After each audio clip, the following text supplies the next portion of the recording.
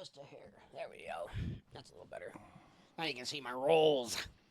My Tootsie Rolls. Welcome back to the Real Pot Contrast. I'm Brian K. I'm Carly. We're back. All right. Ready to go. Yeah. I was pulling up our topics, and from homes to hearths, we bring you the keys to success. Amen. What do you mean by that, Brian? I don't know. It's just kind of something catchy that I think Google popped up one day, and I went with it. We tested 948 different slogans, and that was the one that came up. Well, I think you could extrapolate on that. Like, I think a success. Can you spell extrapolate? No, Then but you I can can't say use it. it. Yes, I can. No, that's not. We're going gonna to extrapolate on that. Okay. And EX. And what I'm saying is, the success, bringing you the keys to the success, we can look at that in metaphor terms, not just the key to the house, but the key could be information. And as we procure and deliver and transfer that information to our clients, they get to make the best decision for themselves. And ultimately, when they're in that full driver's seat and complete understanding, getting where they want to go with really good negotiations, they're successful. That's how I'm playing that one out. I think it's spelled EXSTRA. You're looking at it on the screen over there. No, I'm not. No, I'm just. No, I do believe you're spot on, right? I mean, is there someone out back? No, there's somebody walking through the alley. Oh, gotcha. Don't mind them. Should we call them in? Maybe they need to be a podcast. They'll quit when they're done. No, I think keys to success, right? It's. We've talked about different strategies to sell homes, buy homes. Ultimately, it's guiding people along the way. Absolutely. Right? And so even if we're handing you physical keys, metaphorically, we're giving you the ability to take it to the next level to where you want to be. Well, and I'll tell you, the less stress you can have, the more successful your journey is. And what do they say? The top three things, the most stressful things in someone's life is marriage, death, or divorce, and buying a home. Isn't that crazy? You know what I learned recently? Do you know what the number one cause of divorce is? Remodeling? Marriage.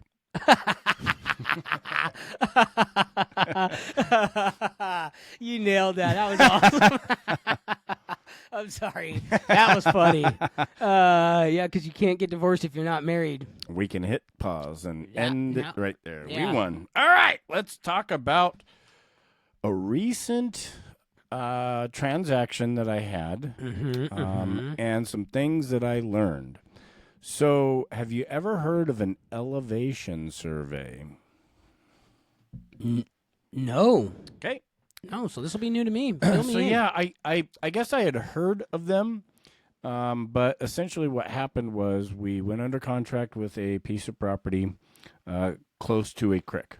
And because of the creek, and the Army Corps of Engineers had come in and built a dike, but because of the creek right there, as we started doing research, if we wanted to build a house on that property, the house level had to be a certain level. Okay, and actually we wanted to bring in a manufactured home. A certain elevation above the creek. Above the water, yeah. Above the 100-foot flood line or whatever. Yeah. Now, there's all kinds of things that, your phone can do, but elevation is not one that you can accurately measure, or if there is, put it in the comments. I think you can actually get elevation on Onyx Hunt. Okay, so I'm not going to say I would not take that. I would not put my name on it. That's my point, is because listen to this, okay? So to give you kind of rough ideas here. We could see we have multiple different mapping systems, and both of them indicated that the road was about 2440, okay, 2,440 feet, okay?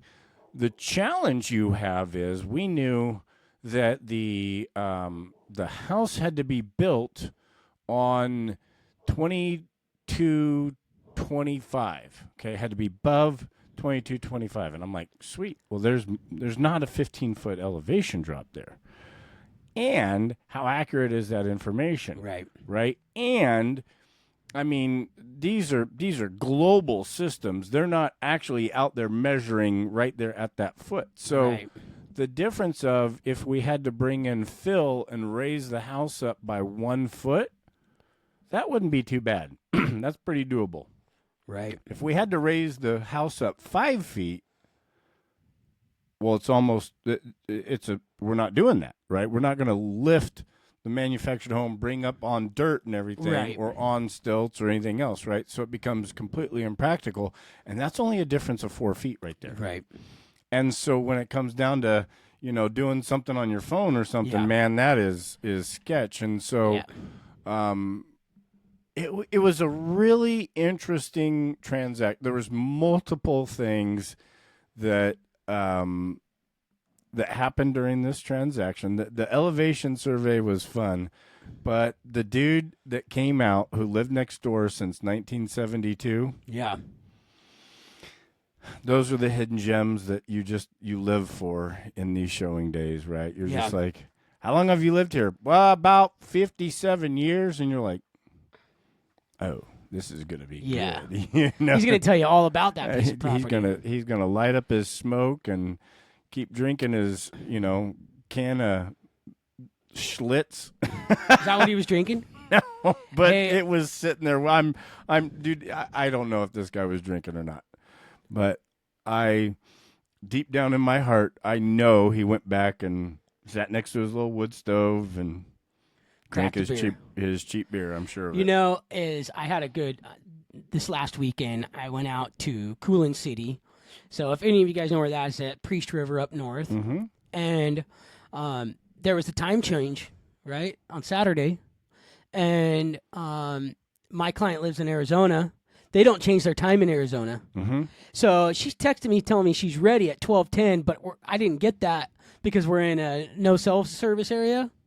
And, well, I was going to be there at 1, right? So we missed each other, but I got to the property anyhow because I'm supposed to be looking it over. And I'm walking around, and I hear something flapping in the garbage can. I'm like, what the heck?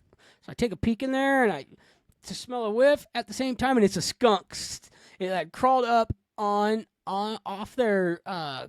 It's kind of like an Arizona garage. It's built. It's got windows, but air comes through it all. And he's got a nice wood bench there, and the skunk must have walked off the ledge right into this garbage can. And then the next door neighbor, who's lived kind of like you, lived there since 1957 or 54. He said he's been traveling over to this area since 1954, and he's lived here since 95.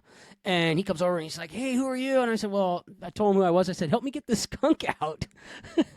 So we found a big old long 2x4, and we pushed it the opposite way. Didn't get sprayed. I love it. And I talked to him for an hour. Yeah. Oh, yeah. You could be listing his house next month.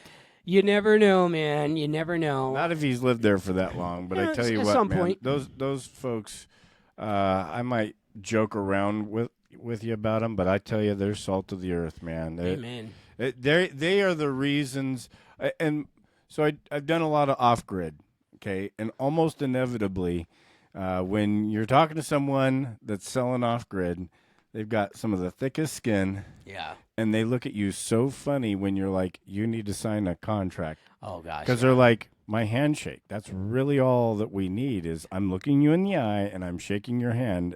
Why do you need anything else? And you're like, well, because people sue. Yeah. And that's nothing against me. Litigious? Is that what that's called? Litigious.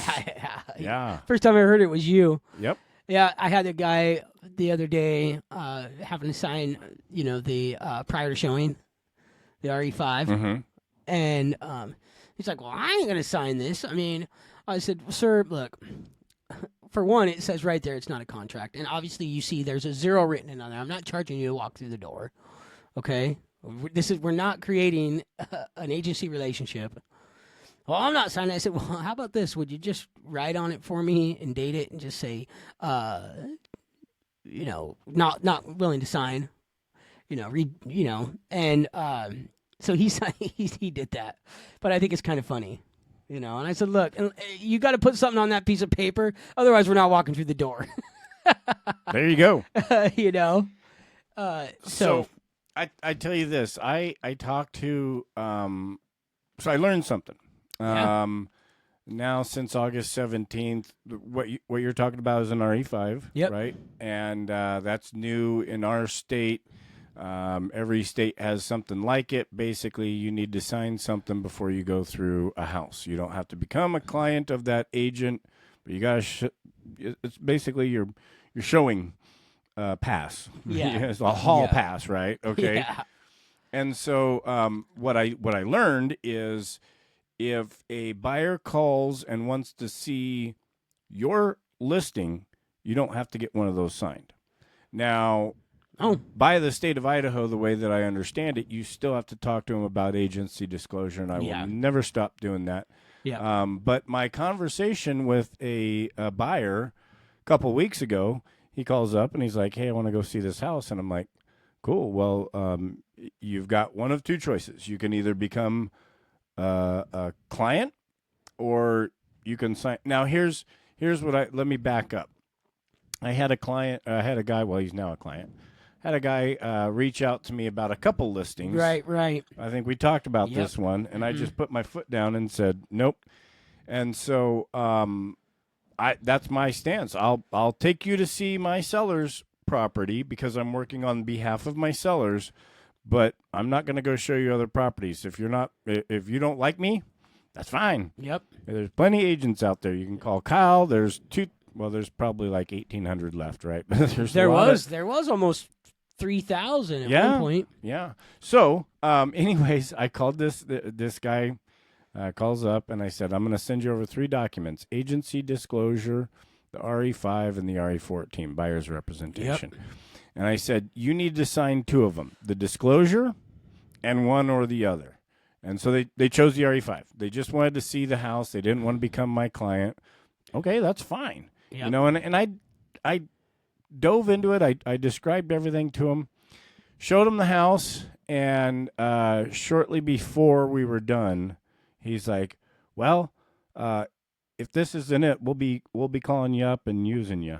Yeah. You know, and for me, that's awesome. But I want to share that with other people, because if you put your foot down and you have that hard line, I think the right people will want to work with you. Amen. You know, and whatever your foot is, whatever your stance is, whatever your standard is, I'm not saying you have to have the same standards as me. But whatever your standard is, put it down, and then you'll find your tribe. Yeah. Mm-hmm, mm-hmm. Hey, and that's how we work. Because hey, if somebody doesn't want to work with you, it's even better, right? Yes, sir. Because ultimately, forcing a relationship is no good, and it won't work out anyway.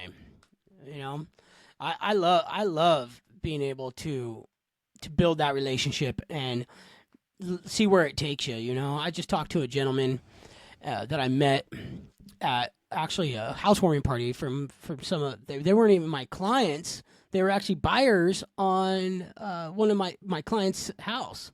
So I was the listing agent on the house. Well, they fell in love with me and they moved out here and we become friends. I'm actually going over to help them tomorrow. But I met this guy and he's like, "Hey, I heard you did a good job." And they even had their other realtor there at the party too. and he was there when they said, "Yeah, this is my realtor." And then they actually introduced this other guy by his name. And so it was really kind of awkward, but it kind of shows you the level of where you can actually take things, you know, if you're honest and you're truly genuine in what you're doing. It doesn't matter. Like, if you really care about people, then really care. Don't use the word. It's like the word, changing the word lead gen to relationship building. You got to be really intent on actually building those relationships. Yep. That's got to be your mission. 100%. And anyway, ultimately, he's like, "Show me some of how you advertise." And I showed him some, and he's like, "Dude, I have this house has been on the market." I'm like, "Hey, I can't go there with you." Well, he pulled it off the market, and he called me 2 days ago, and we had a good 45-minute conversation. He's like, "Kyle, I really like you." It's like, we're gonna tuck it out, but I really want to keep building this relationship. I see the honesty coming from you. I see what you do. I really like what you do. What you're telling me is stuff that I need to learn anyway, because, you know, he went into it first time selling a house, and he felt like he didn't get the service that he should have. Right. And I didn't say anything bad. I was like, well, you know, let's not let's not go there, but this is what we can do when we move forward. And so we're going to build that relationship. And, it might be a year, it might be 2 years. It's not on my time. But when it does, that house, that'll be my first multi-million-dollar sale. Love that. And that's not the outcome I'm looking for. My outcome right now is just to have that trust and that level of communication that we can have. Because once you have that level of trust, man, you can put everything on the table. And when they're mad, you can just sit there and let them be mad, and you're going to get through it. Yep. 100%. And you can't do that with a 5-minute relationship build. I've attempted to do it and failed miserably. So yeah, 100%. That's my 2 cents, and I think I took us off track. You're all good. All right, let's get us back on track. All right. We have gone through an election, and up until our election on Tuesday, which as we record was 2 days ago, all I heard was, I'm waiting for the election. Well, are you going to buy this year? Well, I'm waiting to see how the election comes out. You're going to sell this year? Well, I'm waiting to see how the election comes out. You're going to adopt a dog? Well, I'm waiting to see how the election goes. You're going to go to the bathroom? Okay. I'm waiting for the election. 2 days after the election, are we going to have more business here in North Idaho? Look, I'm going to be a straight shooter here. I don't try to predict the future. I kind of just get in the middle of it, and if it's going, it's going. Now, my client sent me a text this morning. Well, they're going to be my clients. We're getting ready to list their property. Super excited. Interest rates are coming down a little bit. They're gung ho. They're like, now that the election's over with, we're planning out our next 4 years, and we want to move. We want to do this, this, and this, and this. I have other clients that said, hey, if this happens during the election, we're selling. Well, this didn't happen, so they're not selling. So there's just so many reasons, and I'm not going to speculate on it. That's really not what I'm good at. So I think that we are going to be busier here in North Idaho. Actually, I do believe nationwide there's some indicators that we'll see more business. The interest rates have gone up since the last Fed rates dropped. Okay, so we were at a 2-year low a couple months ago when the Feds announced that the Fed dropped at a 0.5 basis point.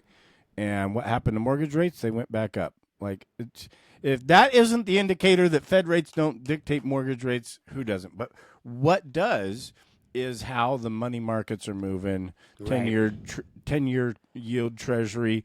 Those types of things do dictate how the mortgage industry goes. And there are signs, lots of experts are saying the mortgage rates are going to go down.